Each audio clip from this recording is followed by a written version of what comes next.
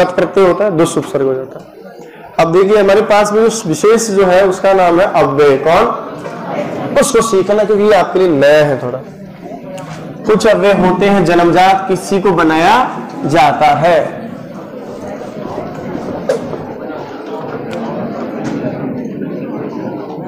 चलिए साहब पढ़िए, मैंने बोर्ड पर क्या लिखा है? अव्ययम। यदि विलोम शब्द हम देखें तो न व्ययम इति अव्ययम, न वेति इति अव्ययम, है ना भाई? नहीं, कोई आवश्यकता नहीं है। इधर देखो बोर्ड पर कहते हैं कि हिंदी में सभी शब्दों को दो श्रेणियों में बांटा गया है। कितने प्रकार से बांटा गया है? कुछ शब्द ऐसे होते हैं जिनको हम कहते हैं विकारी शब्द। बोलिए साहब क्या कहते हैं? वो तो विकारी का मतलब है इनमें विकार होता है कि नहीं होता है, अर्थात इनमें रूप के इनमें परिवर्तन हो जाता है, इनके स्वरूप में, इनके ढांचे में, इनके रूप व्यवसाय में परिवर्तन हो जाता है। जिन शब्दों में क्या हो जाता है? विकार। तो जिनमें विकार होता है वो बताओ क्या कहलाते हैं भाई? जैसे उदाहरण के लिए हिंदी की बात कर रहे हैं, जैसे खिड़की तो खिड़कियां भी हो जाता है ना, बालक से बालकों, बालक ऐसे हो जाता है। तो ऐसे शब्द जिनमें विकार हो जाए वो विकारी कहलाते हैं। कुछ शब्द कहते हैं चाहे गर्मी हो, चाहे बरसात हो, चाहे ठंड हो, मैं नहीं बदलता हूं क्योंकि मैं हूं अघोरी बाबा। ऐसे शब्दों का नाम बताओ क्या होता है? इनमें विकार नहीं होता है। जैसे हिंदी में होता है ना भी, तथा, यथा, पढ़ते हो ना।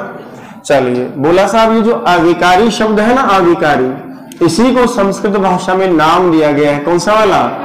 नपुंसकलिंग शब्द है, इसलिए क्या लिखते हैं? अव्ययम। पुस्तकम पुस्तके पुस्तकानि, अव्ययम अव्यय अव्ययानि। सुनना मेरी बात को, इसका मतलब ये हुआ कि कुछ ऐसे शब्द जिनमें कभी भी विकार नहीं होता है। बोले कहाँ विकार नहीं होता? कहा संस्कृत में तीन चीजें हैं जिनसे शब्द बदल जाते हैं। विभक्ति में शब्द बदल जाता है। राम था, रामम, रामेण, रामाय, रामात, रामा से रामे बनता है ना, हे राम। इसी प्रकार से कहते हैं कि लिंग में भी बदल जाता है। राज से अजा हो जाता है, सुनीत से सुनीता हो जाता है, मोहन से मोहिनी हो जाता है, गोप से गोपी हो जाता है। और वचन में भी बदलता है। राम है एक है तो दो होते तो, बहुत सारे हैं तो। चलिए, लेकिन कुछ शब्द ऐसे हैं जिनके रूप न तो विभक्ति में बदलते हैं और ना ही किसी वचन में बदलते हैं और ना ही किसी लिंग में बदलते हैं। इन तीनों में बताइए रूप में परिवर्तन होता है कि नहीं होता है? तो जिनके रूप में परिवर्तन नहीं होता यानी रूप नहीं बदलता है, ऐसे शब्द बताओ क्या कहलाते हैं? अव्यय कहलाते हैं। इसी को शास्त्र में परिभाषा में एक कारिका में श्लोक में लिखा है, सदृशम त्रिषु लिंगेषु, सदृशम त्रिषु, ये समझना इसको ना, शुशु लिंगेषु सर्वा सूच विभक्ति शु।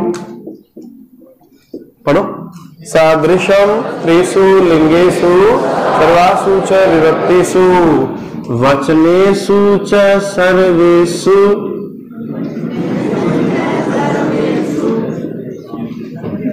यन्न वेति तदव्ययम। वेति तत् प्लस अव्ययम जोड़ोगे तो क्या हो जाएगा? तदव्ययम। चलिए अनुष्टुप छंद इसमें कहा सदृश्यम यानी समान होता है, त्रिशु यानी कितने? तीन। किसमें? तो तीन लिंगों में भी क्या होता है? समान। सर्वासु सभी किसमें? विभक्तियां कितनी है? इनमें भी समान, फर्क नहीं पड़ता बंदे के। और वचनेशु से सर्वेशु, वचन कितने हैं? यत्न, यत्न, यन्न, अनुनासिक संधि है ना। जो नहीं वेति, वे होता है, खर्च होता है, नष्ट होता है, क्षीण होता है, खंड होता है, विभाजित होता है, तत्किम तद अव्ययम। नपुंसकलिंग शब्द ना अव्ययम। तो बालका सह, बालिका सा, फलम तत्, तो अव्ययम किम तत्। अब पढ़ो, अच्छा लगेगा आपको। सदृशम त्रिषु लिंगेषु सर्वासु च विभक्तिषु वचनेषु च सर्वेषु यन्न वेति तदव्ययम। यानी कुछ ऐसे शब्द हैं जो तीनों लिंग, तीनों वचन और सातों विभक्तियों में नो चेंज, नो चेंज। कहा जैसे उदाहरण के लिए, उदाहरण चलता हूं मैं एक वाक्य से, थोड़ा आपको समझाना भी है कि उदाहरण के लिए जैसे मान लीजिए आप पढ़ रहे थे कि राम के साथ सीता वन को जाती है, गोइंग सीता टू वन। कौन जाती है? किसके साथ? बोलिए, याद है क्या थोड़ा थोड़ा? अब मान लीजिए साहब आपको गुरुजी हमें कैसे पता चलेगा कि ये बदलता है कि नहीं बदलता, इसके लिए बता रहा हूं मैं आपको, है ना। वैसे तो हम अभ्यास करेंगे नॉर्मली जो गद्यांश पद्यांश में आता है बोलचाल की भाषा में, या ग्रेड 2 1 तक जो हम लोग पढ़ते हैं शास्त्र में, अपी तथा ननु जो भी है वो अभी सीखेंगे हम।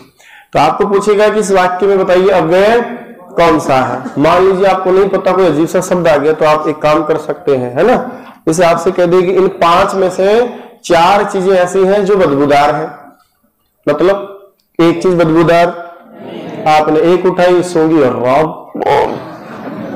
दूसरी उठाई और रोज, तीसरी उठाई और चौथी, 5 में उठाने की जरूरत नहीं है। तो 4 में बदबू आ रही थी, इसका मतलब जो बच गई है ना वो 5 में, और ये गारंटी है कि वो बिना बदबू वाली लास्ट में मिलेगी आपको। नहीं होता क्या बताओ? हेलो, अरे जिसकी चाह होती है ना वो हमेशा लेट ही मिलता है। जैसे आपको भी रोटी खानी है रात शाम को जाकर, वो लेट मिलेगी आपको, है ना। अभी आपको थप्पड़ खाना हो मिल जाएगा है ना। हमारे गांव में क्या है कि भारतीय संस्कृति में एक जुआ जुई का खेल होता है। शादी के बाद सबसे पहले ये परखा जाता है कि लड़का ज्यादा तेज है कि लड़की ज्यादा तेज।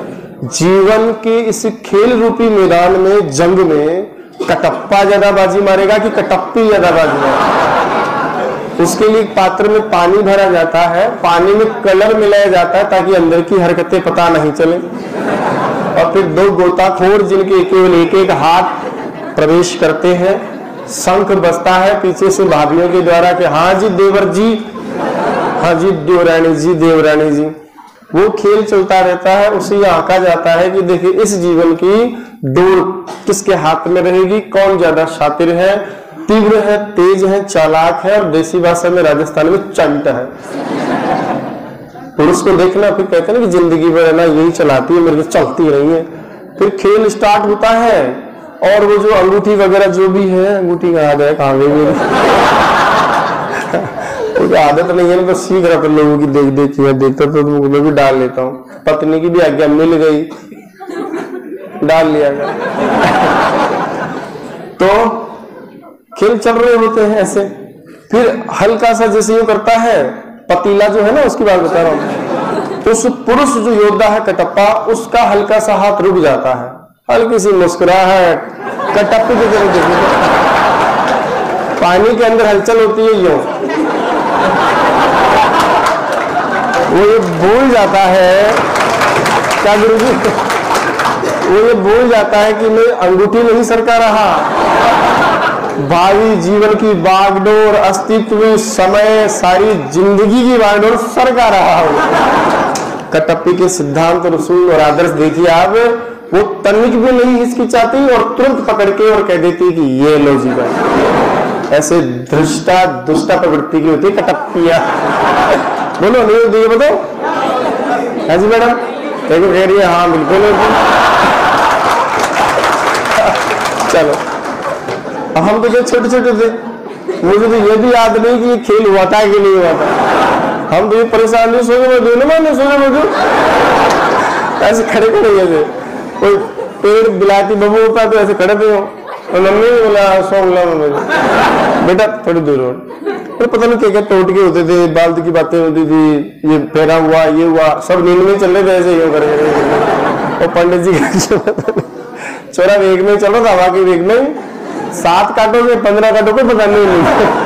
अब आप तो कटवाले देते हैं, कटवाले बस सुला दो, फ्री हो गए भैया तुम, है ना।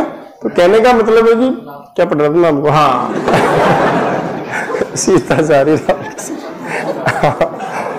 चलो अब बदला के नहीं मतलब चेक कर रहा था आपको, इसलिए बता रहा था कि हम बिना शास्त्र ज्ञान के भी काम चला सकते हैं ना। कैसे? आप पहले रामायण को देखेंगे, बताओ उसके अलग अलग रूप होते हैं क्या? कैसे पता चला? रामे रामे और रामा होते हैं। इसके अलग अलग रूप होते हैं क्या? होते हैं। सीता, सीते, बहुत सारे होते हैं। गच्छति के भी होते हैं क्या? लकार 5, 9 कितनी सारी क्रियाएं, 10 लकार, बहुत सारा होता है धातु से वगैरह। इसका मतलब, और इसके देखें कभी आपने? कभी सा देखा हो, कभी सही देखा हो, कभी सहा, कभी सही, कभी सही, ऐसा कुछ देखा है आपने? ऐसा कुछ? ये एक ऐसा शब्द है जो, अच्छा ये 3, मैं ये कहना चाहता आपसे कि 5 बदबूदार फलों में 4 बदबूदार हैं, 1 नहीं है। 4 क्लियर हो जाए तो 5वां अपने आप पता चल जाता है। ये 3 क्लियर है कि इनके तो रूप बदलते हैं, तो इसको देखने की जरूरत नहीं भैया। तू है इसका मतलब तेरा रूप नहीं बदलता है। तो ये कौन है भाई साहब? अव्यय है ना ये है, ये है, कौन है? चाहे राम के साथ सीता जाए तो भी रामेण सह, और सीता के साथ जाए तो भी सीतया सह। सह नहीं बदलेगा अपने उसूलों को, सिद्धांतवादी आदि में ऐसे। अब देखिए हम बात कर रहे हैं कि अव्यय के प्रयोग में सामान्य जब हम प्रयोग करते हैं तो ये कितने प्रकार से हम सीख सकते हैं। ये सीखने के लिए भाई कुछ तो सामान्य अव्यय होते हैं। सामान्य का मतलब है कि ये लगभग पैदाइशी अव्यय होते हैं, ये अपने आप ही बने हैं सामान्य प्रक्रिया से, इनको हमने बनाया, ये आर्टिफिशियल नहीं है, ओरिजिनल है, वास्तविक है। तो इनको एक तो सामान्य अव्यय करके हम पढ़ सकते हैं।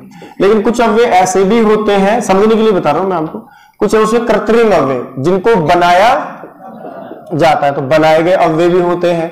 कुछ समास की प्रक्रियाएं हैं जहां समास करने पर भी अव्यय बन जाते हैं। अव्ययभाव पढ़े हो ना, तो अव्ययभाव समास में बनने वाला हर एक शब्द क्या होता है? अव्यय होता है। तो कुछ तो होते हैं नेचुरल अव्यय, कुछ होते हैं बनाए गए अव्यय। तो सबसे पहले अपन इसको ले लेते हैं कि बनाए गए जो अव्यय है वो कैसे कैसे बनाए जाते हैं, कौन कौन सी प्रक्रियाएं हमारे पास में है जिनके द्वारा हम अव्ययों को बना सकते हैं। आइए साहब थोड़ा सा धैर्य के साथ आप इधर बैठे कि बनाए गए जो अव्यय होते हैं वो कैसे सीखे जाते हैं, कैसे बनाए जाते हैं।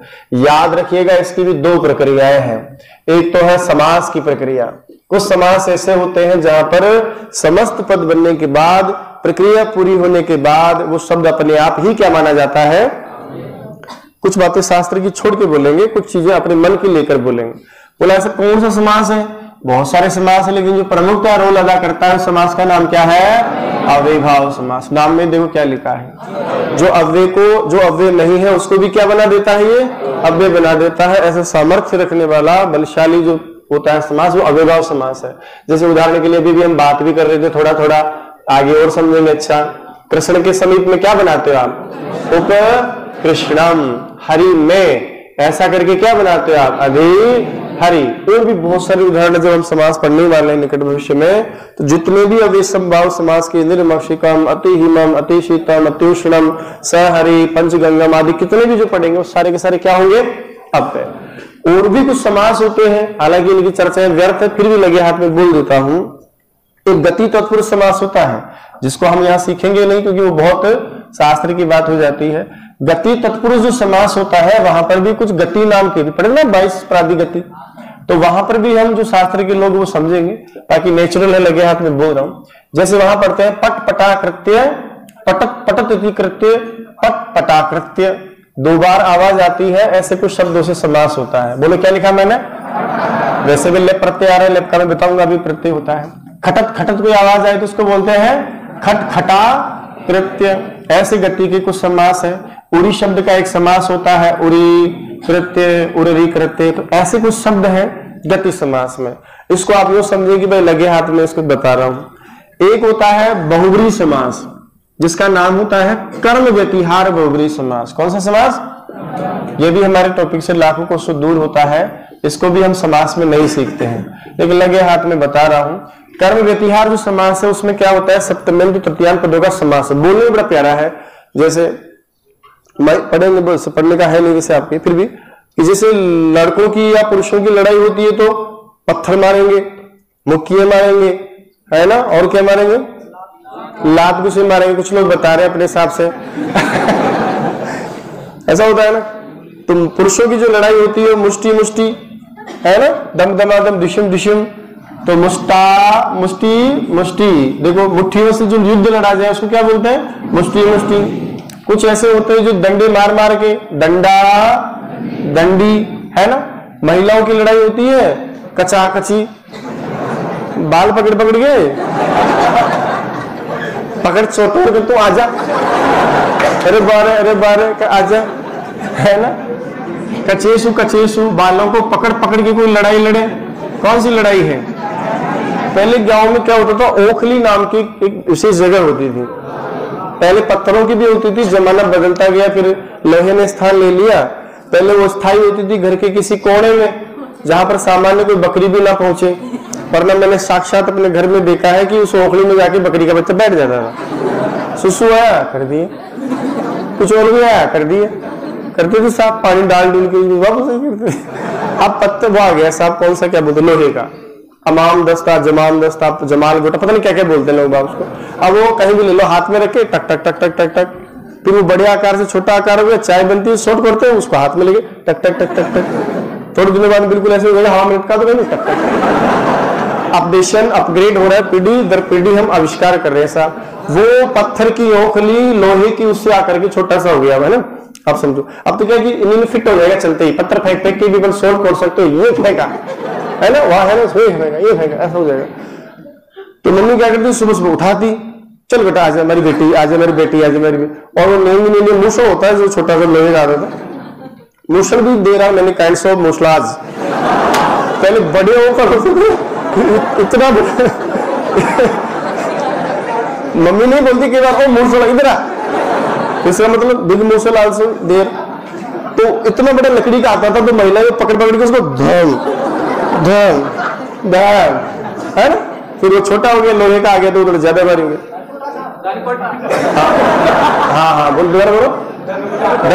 वो धन कूटते थे उससे, धान से धन कूटा। अब क्या होता था कि नींद में चल रहे थे, खट। अब रोजाना परेशान, एक आध दिन दिमाग में उपाय आता, दोनों भाइयों की मीटिंग होती, क्या करे यार, मम्मी तो खा गई अंदर में। बोले वैसा भी काम कर, थोड़ा सा डायरेक्शन चेंज कर। बोले जो पत्थर है ना उसके तो पट से, पत्थर की चीप टूटी, मिली कट कट कटी, खिचड़ी में आई पापा के दांत के नीचे, और और फिर पापा जो मम्मी को इतनी अलंकारिक भाषा में बधाइयां देंगे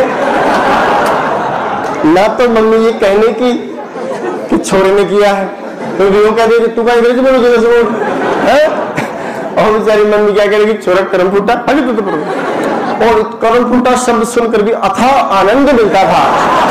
पात तक कटे भाई, ऐसे ही छाती में तो मम्मी शुरू शुरू आगे हाथ में दे दीदी, और दोनों हाथ में पकड़ रहे, छोटे बच्चों को नहीं कहते बेटा ले, क्या बोलते हैं राजस्थानी भाषा में उसको, नहीं वो एक गुड़लियो, जिसके 3 टायर होते हैं, बच्चा ले वो वाला।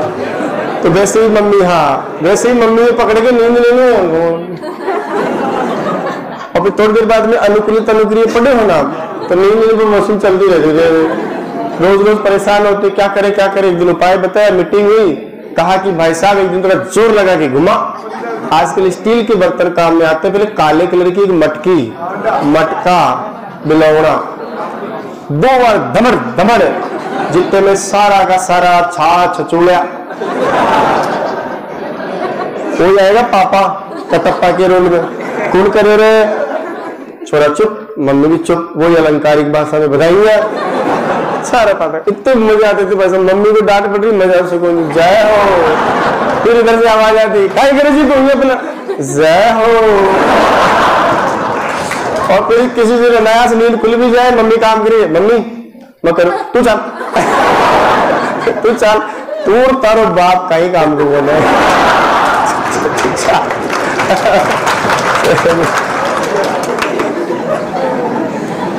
होता है ना, बहुत कुछ हुआ है जीवन में। ये लड़कों के लिए था भाई साहब, लड़कियां तो पास में नहीं भटकती थी, ये तो मैं था जो धक्को लेता था कैसे न कैसे। चलो लड़कियां भी खैर अच्छी होती, कथा कथी पढ़ रहे। ऐसे मूसलों के द्वारा जो युद्ध लड़ा जाए उसका नाम है मूसला मूसल, है ना।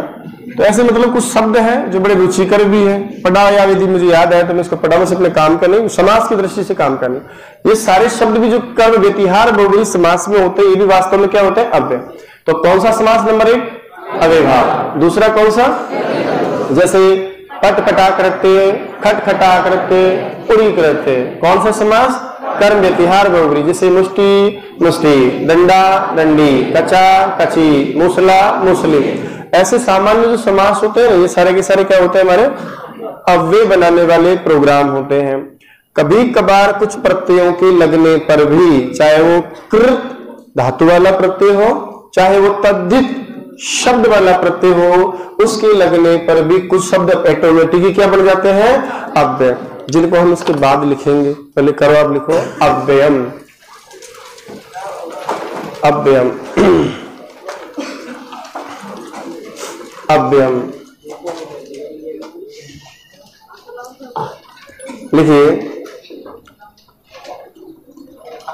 सभी शब्दों को हम दो प्रकार से बांट सकते हैं।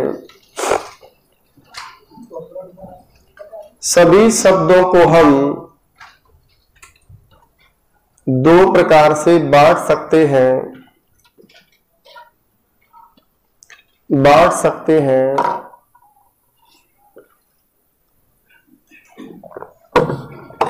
नंबर 1 लिखिए, विकारी शब्द। कौन से? विकारी शब्द। डेस लगा के इसको थोड़ा लिखना इसमें। ऐसे शब्द जिनके, इसी में लिख रहे हैं आप, ऐसे शब्द जिनके रूप में परिवर्तन हो जाता है, रूप में परिवर्तन हो जाता है, विकारी शब्द कहलाते हैं।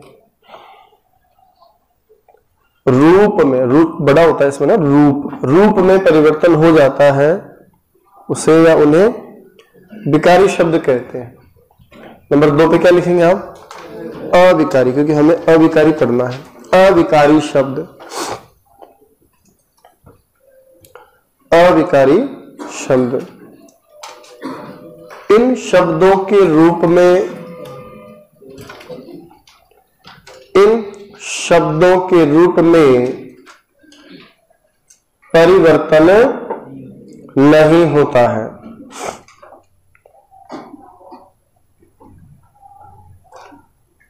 परिवर्तन नहीं होता है, अतः ये अविकारी शब्द कहलाते हैं। अतः ये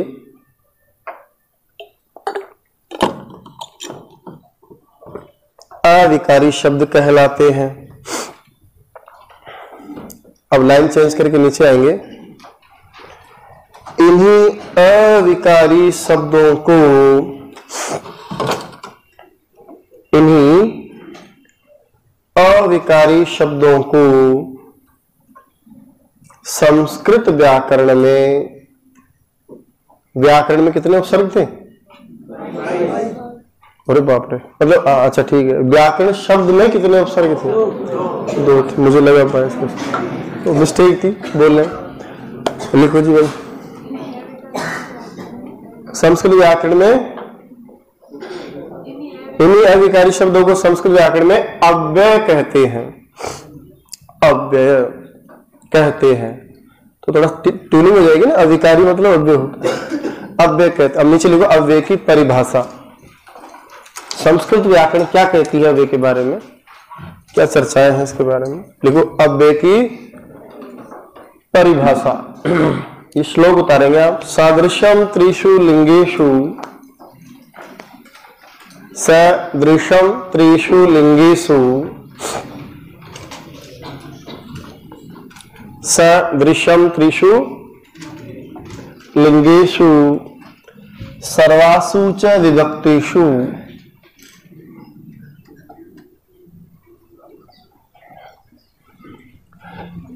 सदृशम त्रिषु लिंगेषु, सर्वासु च विभक्तिषु, और कहां कहां? वचनेषु च सर्वेषु, वचनेषु च सर्वेषु, यन्न, यत्न, यन्न वेति, वेति, यन्न वेति तदव्ययम्, यन्न वेति तदव्ययम्।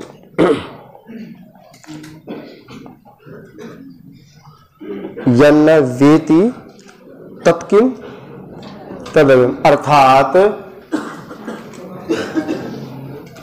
अर्थात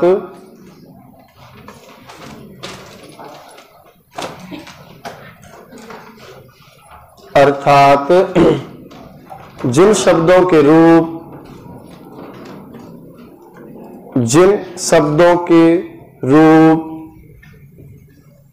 तीनों लिंग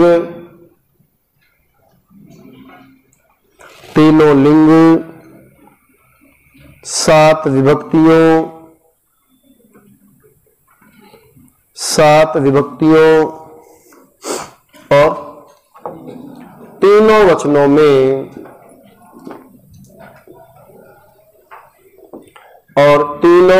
में नहीं बदलते हैं उन्हें अव्यय कहते हैं।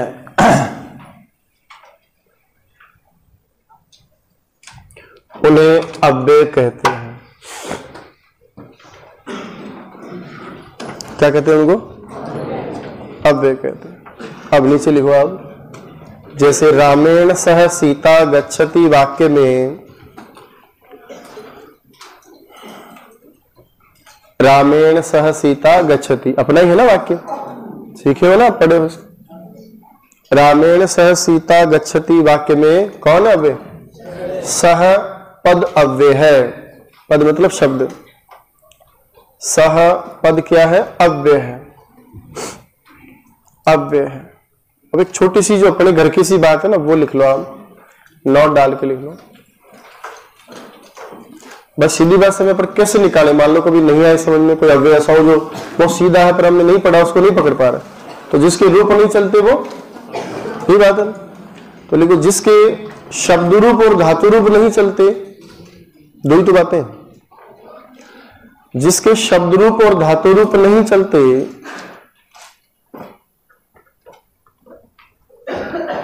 वह क्या है? वह अव्यय है। शब्द रूप धातु रूप, तो अंडरलाइन कर लो भाई साहब। शब्द है तो शब्द रूप चलना चाहिए, धातु है तो धातु रूप चलना चाहिए, नहीं चल रहा अव्यय है। तो जिसके शब्द रूप और धातु रूप नहीं चलते वह अव्यय। अब नीचे लिखिए, समझने की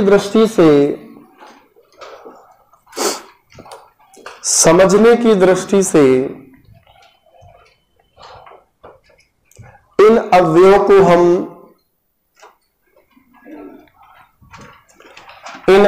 को हम दो प्रकार से बांट सकते हैं।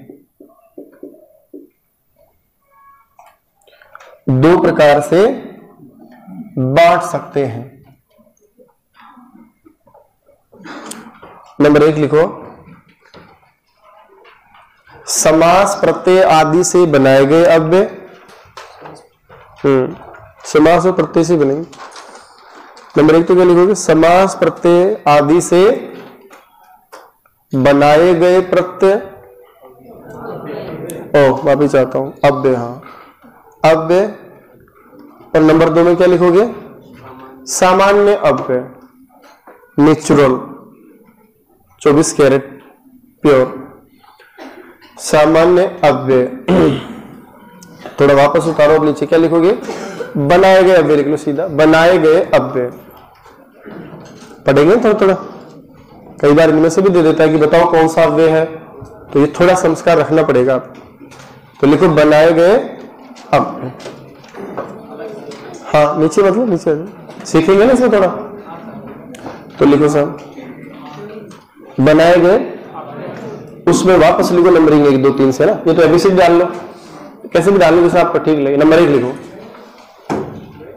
नंबर 1 लिखो, अव्ययी भाव समास,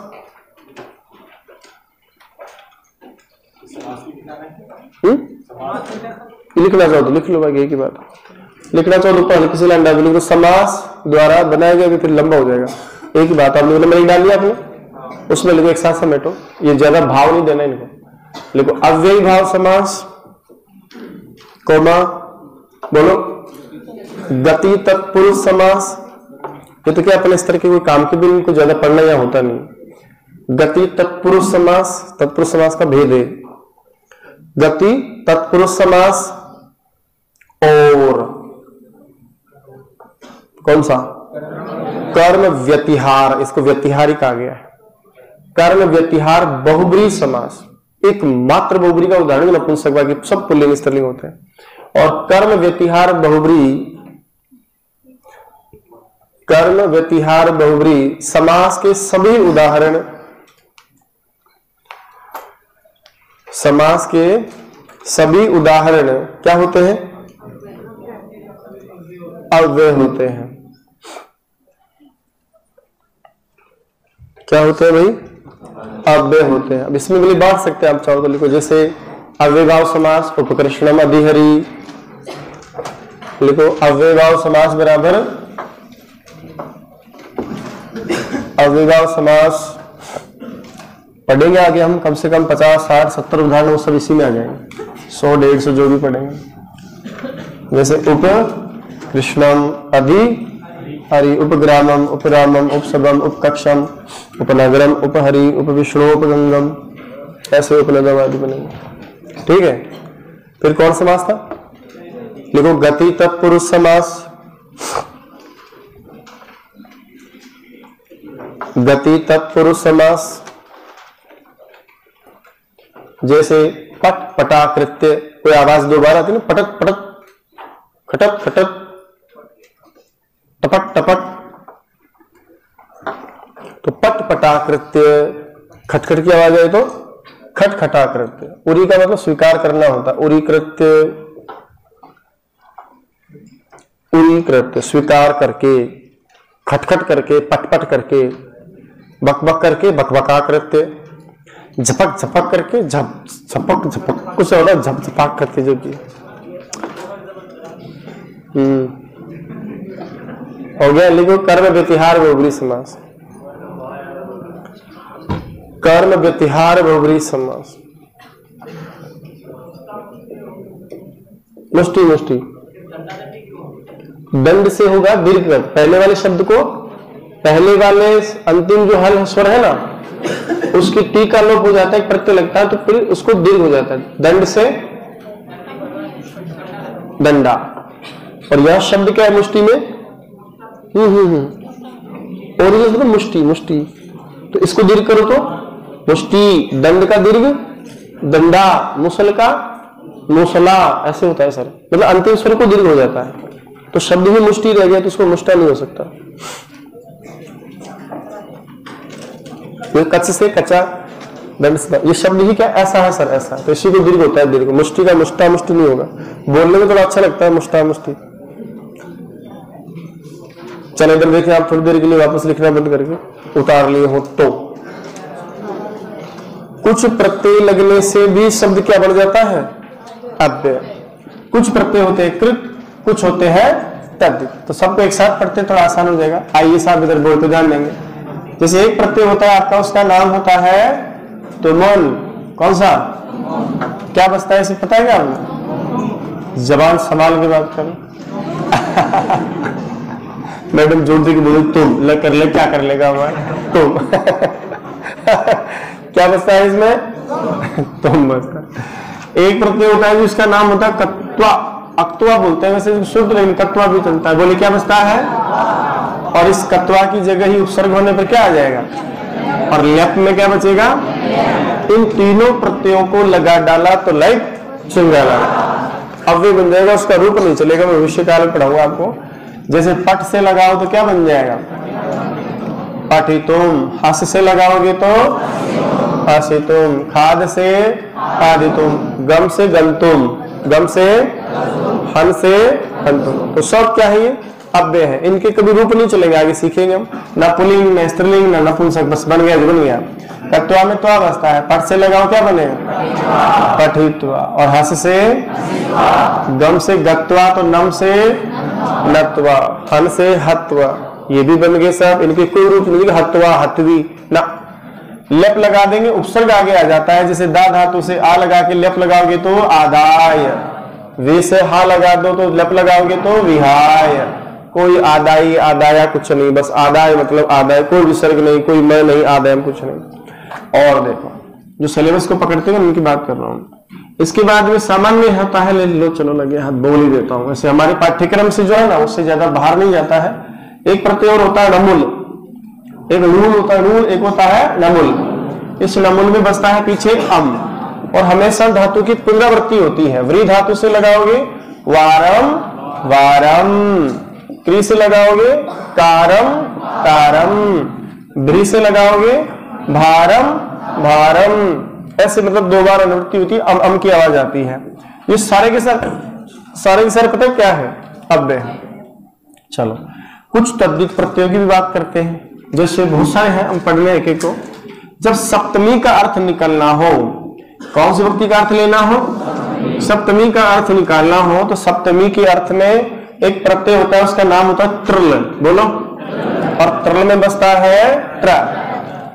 कैसे? जिसके पीछे भी त्रुल लगा दोगे, त्र बचेगा, वो ऑटोमेटिकली क्या बन जाएगा? अव्यय बन जाएगा। जैसे किम से पता है क्या बनता है? कुत्र, यद से यत्र, तद से तत्र, सर्व से सर्वत्र। समझ रहे हो क्या? लो साहब, सब के सब क्या है ये? अव्यय। यद शब्द अव्यय नहीं था, यह ये, तद का सह तवते, लेकिन इसको लगाने से क्या बन गया? अव्यय बन गया। इसी प्रकार से पंचमी के अर्थ में भी प्रत्यय आता है, पंचम्यास तहसील। पंचमी का मतलब पता है क्या होता है? से अलग अर्थ में, इसका मतलब होता है स्थान वगैरह। उससे तो से अलग अर्थ में लगाने के लिए पंचमी नहीं भी लगा सको ना, तो एक प्रत्यय होता है, उसको लगा दो तहसील को। तहसील में बसता है तस, से का ऋतु विसर्ग होकर के अंत में क्या दिखाई देगा? ताह। अच्छे खासे शब्दों को आप अभी बना सकते हैं। जैसे सर्वनाम शब्दों की बात करें, किम से लगाओगे तो पता है क्या बनता है? कहां से, है ना? अरे भैया वहीं से, जहां से। क्या बनेगा? यतः, तद से ततः, इदम से इताः, सर्व से सर्वतः। पढ़े थे क्या?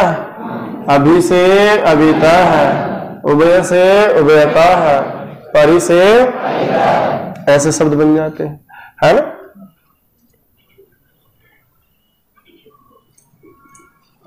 छोड़ो, चलो आगे देखो। इसी प्रकार से और भी बहुत सारी चीजें हैं। कहते प्रत्यय होता है वक्त। कौन सा? अच्छा, इसमें शब्दों को भी ले सकते हो आप। जैसे ग्राम शब्द हो ना, ग्राम, तो ग्राम तो शब्द होता है, यह वे नहीं होता ना। इसके साथ लगा दो तहसील, क्या बन गया? इसका अर्थ होता से। कुत्ते मना, कहां से? यत यानी जहां से, इत यानी यहां, तो ग्राम ते मतलब ग्राम। राम को भी बना सकते हो आप तह लगा के। राम से मिलकर आए हो तो राम से क्या बनाओगे? राम ते। जैसे आप चल रहे रास्ते में, क्या नाम है तुम्हारा? मोहन। अब वे बड़ा दुआ बड़ा, तेरे पापा का ही है तो मोहन था। समझ रहे हो ना? उसको लगेगा या तो पागल है, या इसको लगेगा कि इसकी खोपड़ी में अव्यय अव्यय भरा है। तो कहता है तेरी खोपड़ी में क्या भरा? अव्यय भरे। ऐसे ग्रामता है। नगर से आया हो लगता है? नहीं, हम तो शुद्ध देशी गंवार है भाई साहब। हम कहां से आए? कहां से आए? चलिए आगे बात करते हैं। इसी प्रकार से प्रत्यय होता है वक्त। वक्त का मतलब होता है समान, सम, तुल्य, उपमा, है ना? सदृश जो शब्द होता है ना, उसके समान। उस वक्त शब्द को भी आप किसी भी अच्छे का से स्त्रीलिंग पुल्लिंग शब्द से लगा दो, बेचारा बन जाता है अव्यय। और देखिए प्रत्यय की श्रृंखला में चल रहे हैं। प्रत्यय का नाम क्या है? वक्त। वक्त का मतलब होता है समान, जैसा। ये प्रत्यय लगा दो आप, वो भी बन जाएगा अव्यय। जैसे राम के जैसा, ब्राह्मण के जैसा, ब्राह्मणवत, नगर के जैसा, लता के जैसा। बस ब्राह्मण अव्यय नहीं था, ब्राह्मण ब्राह्मण बन सकता है। राम में रामो सीखते हो, पर इसको लगा डाला, लाइक जिंगल ले भाई सब बन गया।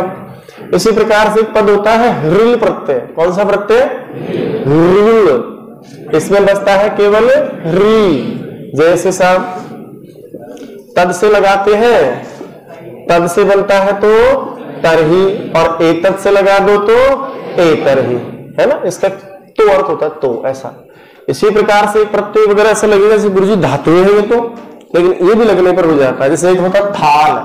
प्रकार अर्थ में प्रत्यय कौन सा किया जाता है? थाल। इसका बसता क्या है? था। जैसे तद से, यद से, सर्व से, सर्वथा बनता है ना, इस प्रकार से। और देखिए साहब ऐसा लगे धातु है, धातु भी है लेकिन प्रत्यय भी होता है। दा, सर्व से सर्वदा, एक से, once upon a time in Mumbai, है ना? किम से तद से, यद से, पता है। दा के समान एक धातु भी होती है, लेकिन एक प्रत्यय भी होता है धा। ये होता है प्रकार अर्थ में संख्यावाचक शब्दों से लगता है। एक प्रकार से, दो प्रकार से। एक प्रकार से तो एक धा, दो प्रकार से तो द्विधा, तीन प्रकार से है तो त्रिधा। लो जी भाई साहब, इतने सारे प्रत्यय हैं। तो कहने का मतलब है कि इन सबको लगाने से पीछे अपने आप ही वो ये तीन एक ही अव्यय नहीं कि एक है का एकम और धा लगा दो, हो गया मामला खत्म। इस प्रकार से मुख्य मुख्य जो है ये सभी यदि किसी के पीछे हम लगा देते हैं तो वो ऑटोमेटिकली क्या बन जाता है। अब मैं कौन सा प्रत्यय लगा दो, या लगा दो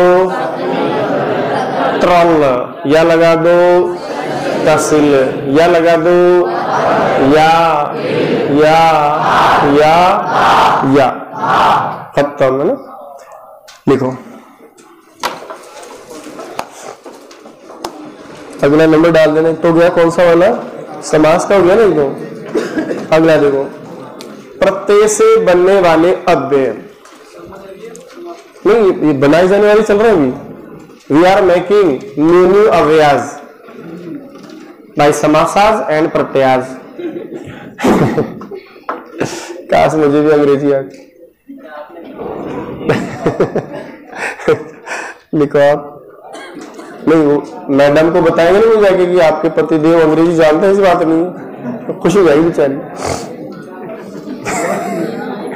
लिखे भाई, प्रत्ययों से बनने वाले अव्यय। फिर नीचे एबीसीडी जो भी आप लिख रहे हो, 1 2 3 जो भी है, बिंदु आए लिखो। तोमोन, तोमोन ब्रैकेट में क्या लिखोगे, तुम। पढ़ेंगे सब हम, ये तो हमारे सिलेबस में है, ये फिर भी नहीं। तोमोन कोमा करके तुम हो गया, लिखो आगे। कत्वा, अब इसको कत्वा नहीं पढ़ना चाहिए मुझे, पर अपने व्यवहार में जिस स्तर पर हम पढ़ रहे बच्चे हैं सभी संस्कृत व्याकरण में, त्वा होता है कत्वा। क्या बचता है इसमें, त्वा। और आगे चलो, लेप, लेप क्या बचता है, य। और णमुल, णमुल एक णूल होता है, एक वूल होता है, एक णमुल क्या बचता है इसमें, अम। णमुल अम। प्रत्ययों से बने शब्द अव्यय होते हैं।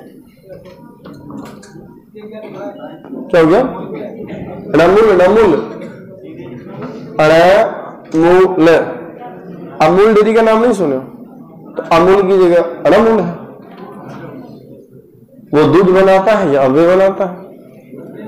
क्या बचता है इसमें, न जाएगा, ऊ जाएगा, ले जाएगा, क्या बचता है यहाँ पर, अब। ये सब चले, उन वगैरह सब चले जाते हैं। अव्ययों से बने शब्द और प्रत्ययों से बने शब्द अव्यय होते हैं। देखो मुझ पर भी हावी हो गया अव्यय।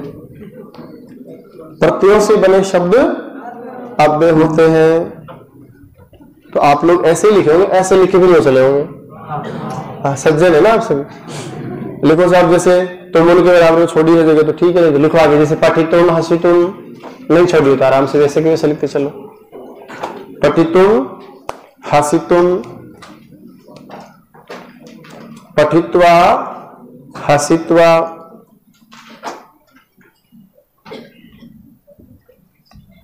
आदाय विहाय।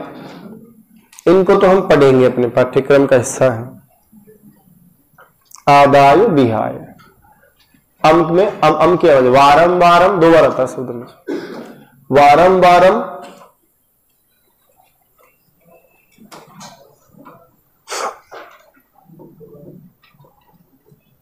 कारम कारम, भारम भारम।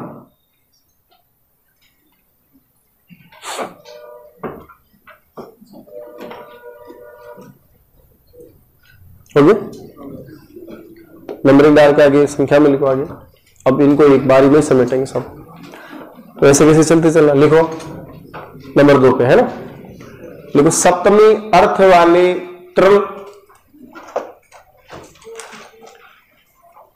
आप लिख रहे हैं सप्तमी अर्थ वाले कौन सा प्रत्यय, त्रल।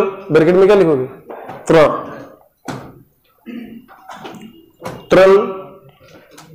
फिर आगे जगह छोड़ देना, इनको बाद में लिख लेना। होशियार हो ना आप सभी।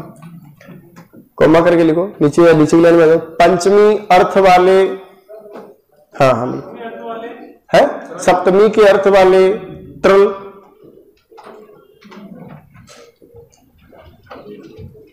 सप्तमी के अर्थ वाले तृल, पंचमी के अर्थ वाले तसिल, पंचमी के अर्थ वाले क्या तसिल, ब्रैकेट में क्या करोगे तस तह, ये दिखेगा लास्ट में। पंचमी के अर्थ वाले तसिल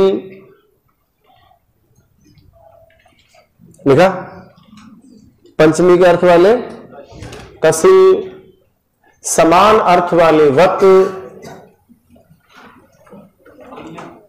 नीचे चलते चलो, बराबर में उदाहरण लिख देना या साथ साथ चल रहे, जैसे भी आपको ठीक लगे। आप लिखने कौशल में प्रवीण है। समान अर्थ वाले, अरे मैं ये लिखना चाह रहा हूं, देखो कि सप्तमी का अर्थ वाला तृल, पंचमी का अर्थ वाला तसिल, समान अर्थ वाला वत, हिल, थाल, दा और था, दा प्रत्ययों से बने शब्द अव्यय होते हैं। नहीं तो ऐसे बार बार कहना पड़ेगा कि प्रत्यय वाला शब्द अव्यय होता है। कोई बात नहीं, यहां तक आ गई क्या? आगे क्या लिखे जाते हैं आगे? इसको भी ले लो, समान अर्थ वाले वत, प्रत्यय से बने शब्दों को समान अर्थ वाले वत, प्रत्ययों से बने शब्दों को क्या कहते हैं? अव्यय कहते हैं। समान अर्थ, अर्थ है मतलब वत का, समान अर्थ वाला कौन है?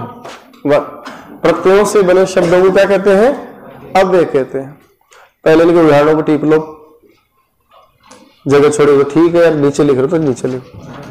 क्या क्या है त्रय का अर्थ? जैसे कुत्र, वेयर, कहां,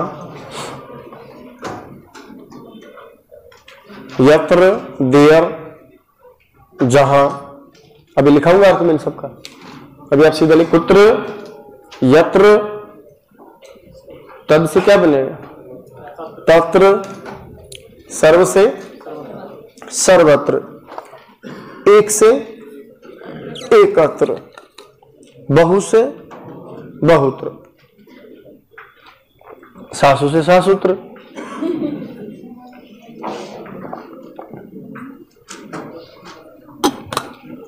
बदबू आ रही, पानी देगा ना लगा। हो गया भाई। तसल में क्या लिखेंगे? जैसे कुतः, कुतः, यद से यतः, जहां से कहां से, ततः, वहां से। रात को कुत्ते इधर उधर घूमते रहते हैं। रात्रो कुक्कुरा इतस्ततः भ्रमन्ति, भौं भौं इति कुर्वन्ति, डरायन्ति च। इतः, ततः, इतः, सर्वतः, अभितः। ग्राम से क्या बनाओगे? ग्रामतः। नगर से हो तो नगरतः। वत वाला भी लिखा था ना, उसको भी ले लो। तो जैसे वत में क्या है? राम से रामवत, ब्राह्मण से ब्राह्मणवत, ग्राम से ग्रामवत। क्या बन गए सभी के सभी? अव्यय। आ गए क्या भैया? यहां नहीं आए क्या भैया? यहां अब इसी तरह चलना जैसे लिखा है ना भैया। लिखो हृल,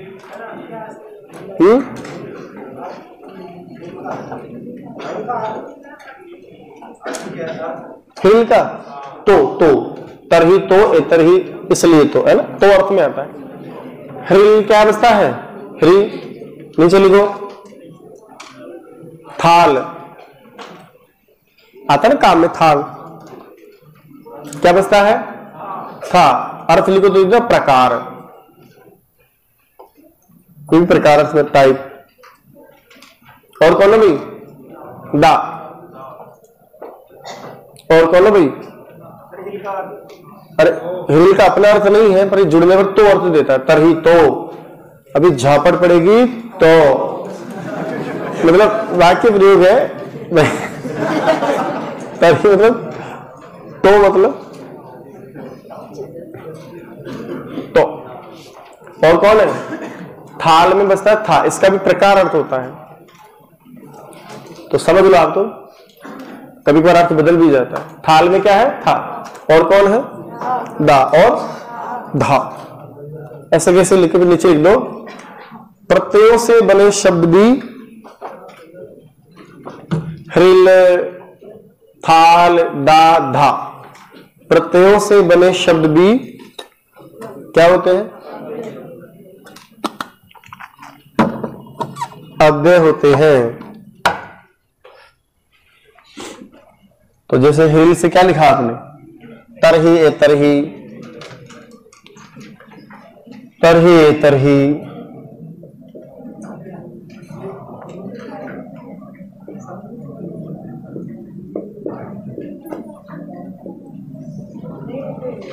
थाल से क्या लिखेंगे? जैसे तथा, यथा, सर्वथा। दा का सर्वदा, एकदा, कदा, यदा, तदा, यशोदा है नहीं ना? धा, एक धा, द्विधा, त्रिधा। यशोदा मत लिख देना भाई, यशोदा लिख दो। अब कुछ अव्यय है जिनको आप अर्थ के साथ याद करेंगे ताकि संस्कार रहे कि भैया ये तो अव्यय है। जैसे मैं लिख रहा हूं वैसे के वैसे लिखते चलोगे आप, ठीक है? हेडिंग डालो सामान्य अव्यय। ये तो हम बना सकते हैं इतने सारे। तो सामान्य अव्यय,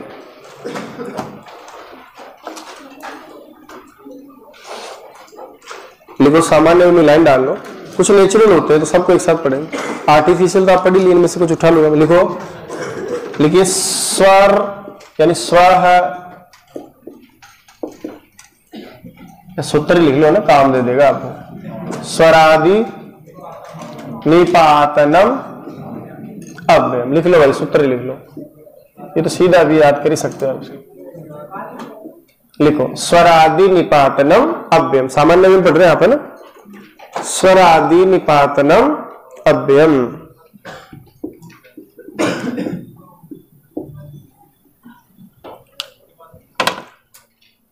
क्या लिखा?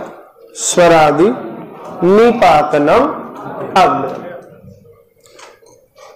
अर्थ लिखे सीधा है, लिखे इसका अर्थ कि स्वर का मतलब स्व है, अंतः, बहि आदि। तो लिखो स्व है,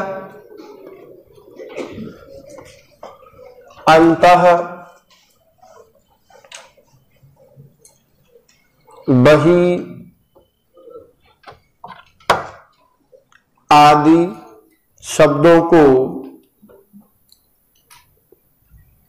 स्व है, अंतः, बहि, ऊंचे नीचे और भी आगे सने वगैरह, आदि शब्दों को और निपात शब्दों को, जैसे पढ़ रहे थे ना भैया, आदि शब्दों को तथा निपात शब्दों को। कुछ शब्द होते हैं जो निपात कहते हैं, जैसे 22 निपात प्राप्सम थे। और निपात शब्दों को क्या कहते हैं? अव्यय कहते हैं। तो स्व, अंतः, बहि आदि शब्दों को तथा निपात शब्दों को अव्यय कहते हैं। अभी आपको ये भी नहीं पूछेगा कि कौन कौन है, कितने हैं। हम तो सिर्फ सीखेंगे कि ये पकड़ में आ गया कौन अव्यय है, ये है भैया। अर्थ भी इसलिए पढ़ रहे ताकि अनुवाद में भी कभी दे दे कोई सेंटेंस में तो आप बना सकते हैं। तो पहला पढ़ना क्या लिखा है मैंने? अर्थ। ये इसलिए लिखा है मैंने कि ये प्रारंभ का सूचक शब्द है, मंगलार्थ है, भगवान आपको खूब बढ़ाए। लिखो आराम आराम से लिखो। अर्थ किस अर्थ में आता है पता है? ये प्रारंभ। अत अहम पाठयामी, अब मैं पढ़ाना प्रारंभ करता हूं। मंगलार्थ में भी आता है। इति का मतलब होता है गुरुजी समाप्ति। इति सिद्धम, हो गया खत्म। फिर आप पढ़े थे, आपको याद होगा बहुत सारी चीजें आप बनाते हैं, ये आर्टिफिशियल भी हो सकते हैं और बने हुए भी। अभ्यास पढ़ रहे हैं अव्ययों का। पढ़े थे क्या? अभिता है, परिता है, उभयता है, सर्वता है। पढ़े थे क्या ना भैया? समया, निक्षा, पढ़े थे कह रहे भैया, पढ़ते हो आप लोग हैं? हा धिक प्रति सह पढ़े हो ना रे भाई, मोटा लिखूं? हाँ मतलब वही तो मोटा बड़ा जूम करके लिखता हूँ सर मैं। नमः, ये तो क्या है कि पढ़े हैं ना आपने, इसलिए मैं सोचा लिख देंगे। स्वस्ति स्वाहा स्वदा दादा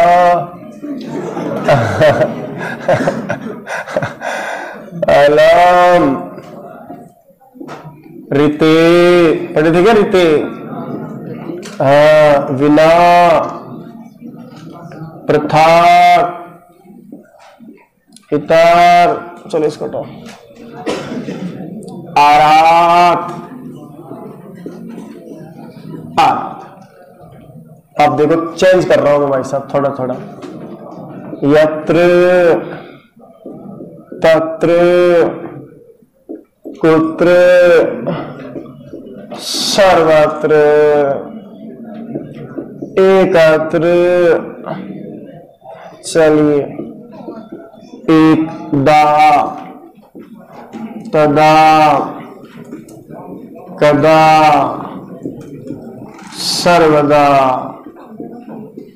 ठीक है, अब चेंज करते हैं सब। नूनम किल खलु, है ना? शनै प्रातः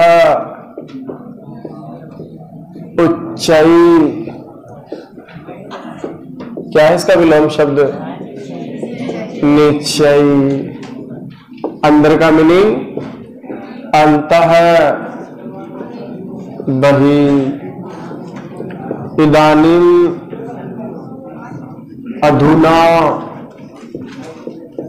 संप्रति, ये तीनों लगभग एक जैसे होते हैं।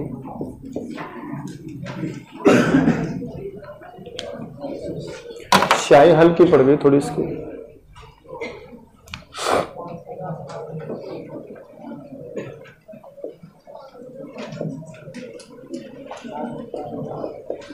अधः उपरि, अद्य स्व ह्य, किमर्थम तुस्तमीं दिवा रात्रौ चिरम। ये फर्स्ट ग्रेड में आते हैं मेरे पीछे वाले।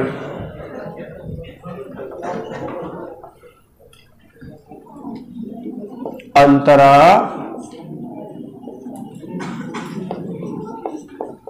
अंतर।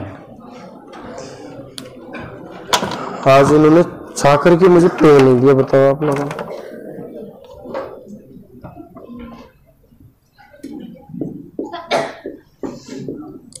ए और अपी, इनको भी पचा लेना भाई। देखो ये लिखा है अपी, ई और ए, बस।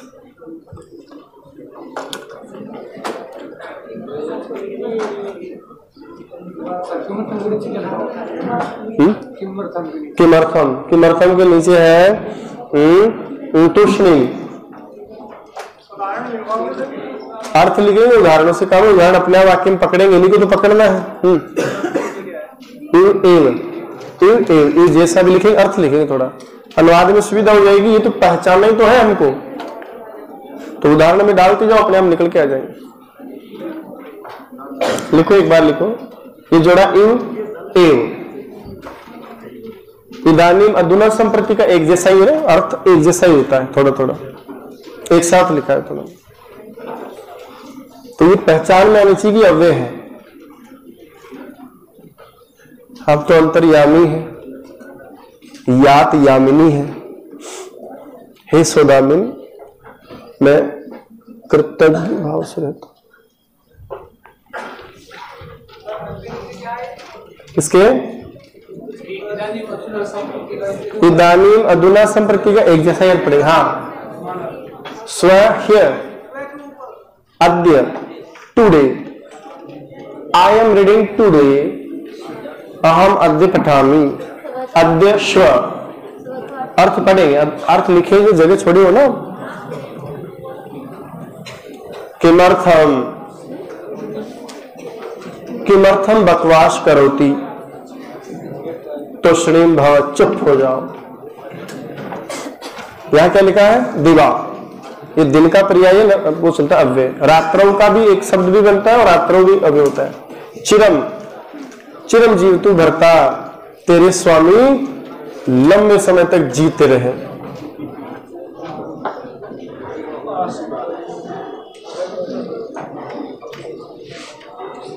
चलो सहयोग करो, लिखते रहेंगे, दो चार छूट भी जाए तो क्या दिक्कत है। पहला पढ़ो, इधर क्या लिखा है? अथ का मतलब स्टार्ट, प्रारंभ। इति का मतलब राम है, कालिदास है, मोहन इति मतलब समाप्ति के लिए आता। कुछ पढ़ा है आपने, बोलेंगे आप मेरे साथ। अभितय का मतलब बोलो, दोनों और। चलते चलो और बोलते चलो, मुझे भी बताते चलो, मैं भी आपके सारे पढ़ जाऊंगा, कुछ सीख जाऊंगा। परितः और सर्वतों का मतलब चारों ओर। समय और निक्सा पास में, पास में। हा और धिक का मतलब धिक्कार। प्रति का मतलब की और की तरफ, और सह माना साथ, साथी या साथ निभाना। नमः नमस्कार, स्वस्ति कल्याणमल जी, स्वाहा आहुति। भाव हम पढ़ लिए हैं कि देवताओं को आहुति देना स्वाहा है, और इसका मतलब भी क्या देना होता है? वैसे तो आहुति देना, यह किसके लिए दी जाती है? पितरों के लिए। पर अर्थ तो आहुति देने होता है ना भाई, आहुति। अलम के दो अर्थ पढ़े थे, आपको याद हो तो। एक अर्थ तो होता है चतुर्थी के योग वाला, कौन सा? पर्याम। और एक होता है मत, मतलब निषेध, मना करना, अलम विवादेन तृतीया वाला। तो बराबर में जगह होगी, आपको उसको लंबा करके 3 बार लिख देना कि पर्याप्त भी होता है और निषेध भी होता है। रीति पढ़े हो ना भाई? तेरे बिना, बिना, बिना, बात एक ही है ना, अलग भी कर सकते। पृथक माना अलग, आराध पढ़ा था मैंने, दूर और समीप। व्योमार्थी शब्द होता है दुनिया का एक मात्र विचित्र शब्द बनाया भगवान पाणिनि ने। पाणिनि तो क्या है लोक प्रयार में? अपि माना भी, अहम अपि गच्छामि, I can't stop my self, I am also going, अहम अपि गच्छामि। यत्र जहां, तत्र जहां होता है, यहां होता है वहां, कुत्र कहा, अत्र होता तो होता यहां। आता नहीं गाना है? यत्र माना जहां, अत्र माना यहां, तत्र माना वहां, कुत्र माना देख लेता ना। फिर कब मिलोगे धोली दोपहर में, कहा वहां जहां आता, जहां था। वो सारा गाना यहीं से लिए है। वो सारा फिर कब मिलोगे, जब तुम कहोगे आधे दिन को, कहा वहीं जहां कोई आता जाता। ना ना ना, सर्वत्र, सब जगह या सभी जगह है। एकत्र, एक जगह है। ये मैंने बोला ना, स्थान सप्तमी के लिए आता है। ये होगा sir once upon a time, एक बार इन मुंबई, तदा, तब, कदा, कब, सर्वदा, हमेशा। नूनम का अर्थ होता है निश्चय, ननु मतलब निश्चय, नूनम सॉरी। एव मतलब होता है समान या जैसा, और एव का मतलब होता है जी ही, अहम एव गच्छामि, मैं ही जाऊंगा बस, जीवने का कार्यक्रम है, मेरे नाम कोई नहीं जाएगा। किल के बहुत सारे अर्थ होते हैं, वार्ता भी होता है और निश्चय अर्थ भी होता है, बात हवे। एव वाला समान, समान सॉरी समान, समान जैसा है ना, राम एव राम जैसा, राम के समान।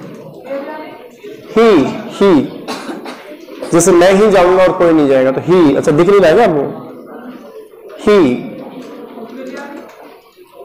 किंतु ऊपर ही है। अच्छा वार्ता बात बताने में और निश्चय अर्थ में, वार्ता निश्चय, वैसे तो बहुत सारे अर्थ होते हैं किल के।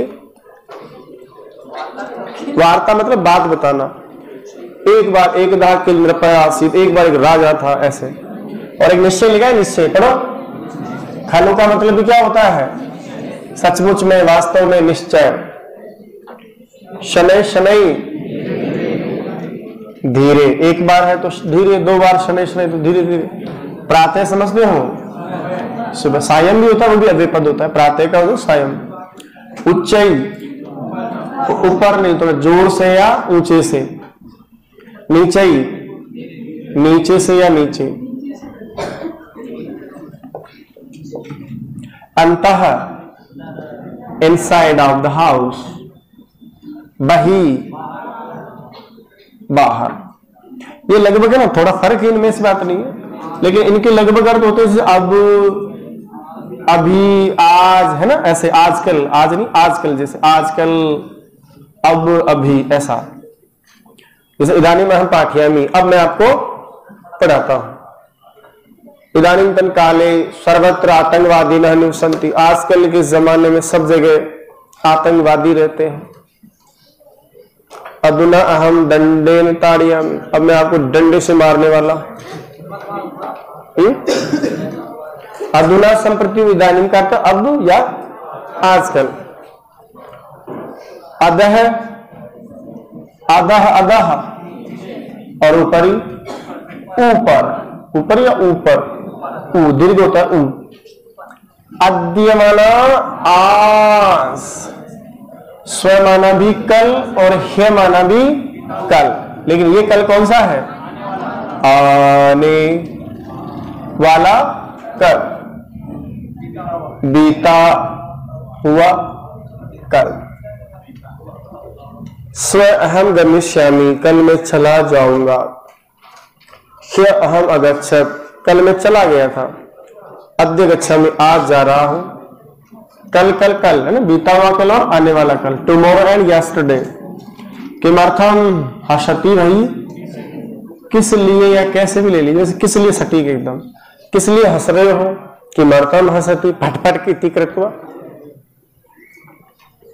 तुष्णीम, चुप रहो। अर्जुना न योष्यति उक्त्वा तुष्णीम बभूवः, तुष्णीम चुप, चुप मौन। अर्जुन ने कहा कि न युष्य, नहीं लड़ूंगा, इति उक्त्वा तुष्णीम बभूवः, ऐसा करके क्या हो गया, मौन हो गया, चुप हो गया। आप चाहो तो बोल सकते हैं अपने घर परिवार में, साहब जी जरा नेतागिरी करें ना, तुष्णीम है, तुष्णीम। चुप रहो तो सीधा अट्टे करता खोपड़ी पे, वो आपको कर देंगे तुष्णीम नहीं। दिवा दिन सर, दिन दिन दिन दिन, रात्रौ रात रात रात रात, चिरम दीर्घ काल, लंबे समय तक। चिरम का मतलब तुष्णीम बड़ी है ना, हाँ। अरे भाई साहब गलत हो गया रे यार, चुप चुप सॉरी, चुप चुप चुप, छोटी आती है।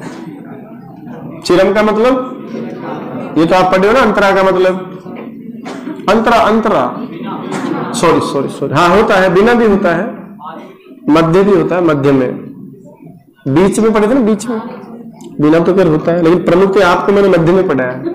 और अंतरेण का मतलब बिना, पढ़े थे क्या, अंतरा अंतरेण द्वितीय, अंतरा और अंतरेण के युग में। भाई एक सेकंड, गरीब होगी सुन लिया करो, इधर देखो एक बार है, कोई नहीं जाएगा, मैं कह रहा कोई नहीं जाएगा, एक बार बोल दो फिर चले जाओ, है ना।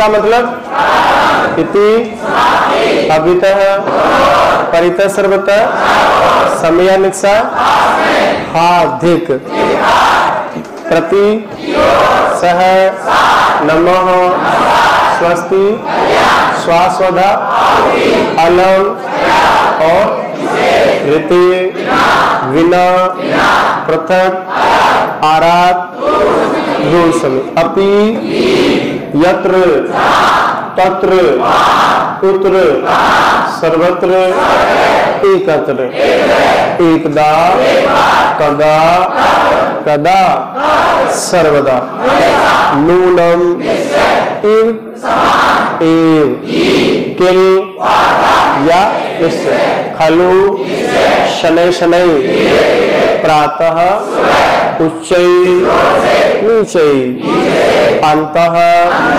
बहिः इदानीम अधुना सम्प्रति अधमन ऊपरी अद्य स्व आने वाला कल ह्य किमर्थम तुष्णीम दिवा रात्रौ चिरम अंतरा और अंतरेण शुक्रिया। शुभास्तु पंथा।